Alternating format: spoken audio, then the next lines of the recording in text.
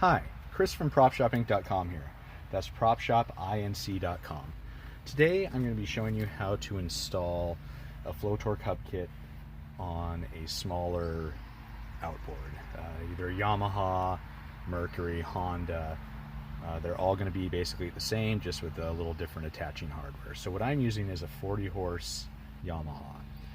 And the first thing we want to do is take the prop off, and once you do that, make sure you take the factory thrust washer off.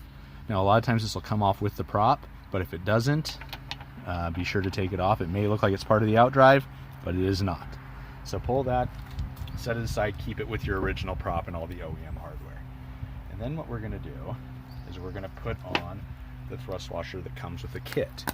Now the kit number is 835257Q12, and it comes with the propeller. So this is what it looks like here. You want to make sure that you put this rounded edge against the outdrive, because this part right here on the bevel is going to fit right into the prop.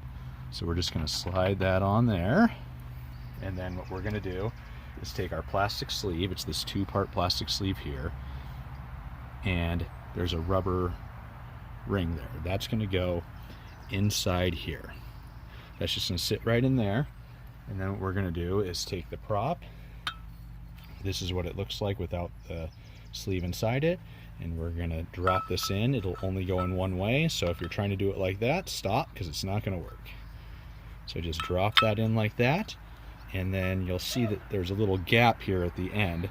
What we're going to do is we're going to knock that in so there's not that gap anymore.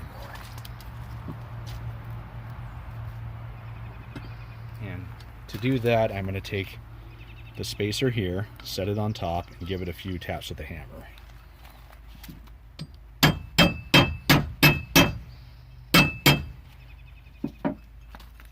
So now you can see there's not a gap.